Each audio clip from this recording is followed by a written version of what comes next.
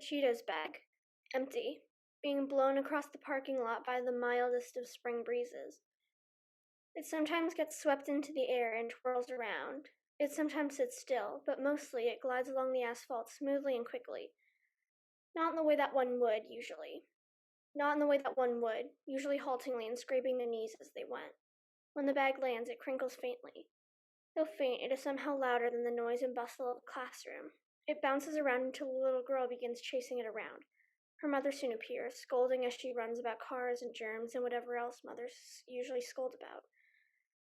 To leave, but the bag doesn't stop bouncing and blowing around. It eventually makes its way into the street, where a car runs it over.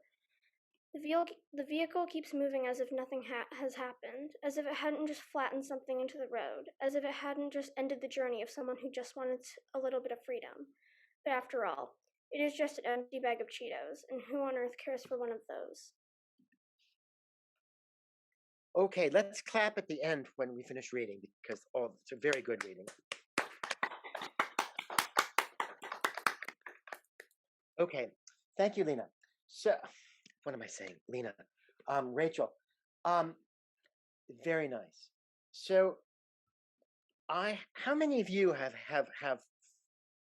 followed pieces of trash? I mean, I'll raise my hand. I definitely have. How many? Lena, who else? Has anyone else had this experience of just, you see this trash thing moving?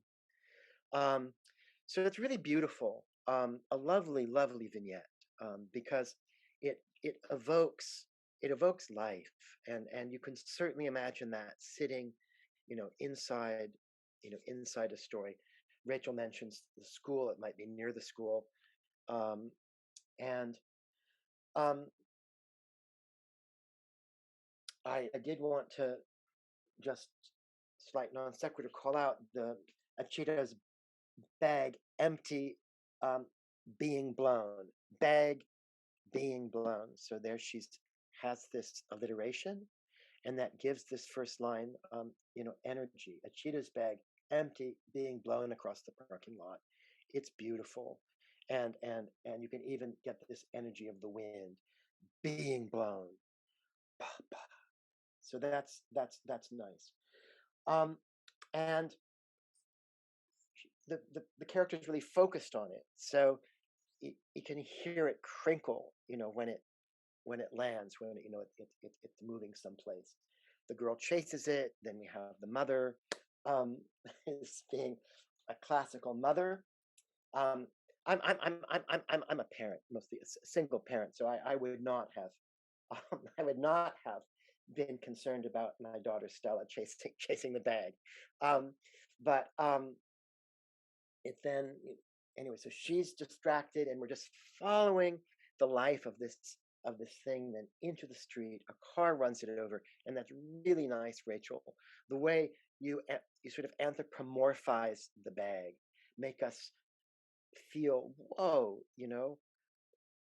sort of like something that is alive. The car runs over it, but it's just a piece of trash. It doesn't care. But we've been following its journey, and because you've made us care. So I think that's very nice. A really good example of vignette. Thank you. Thank you.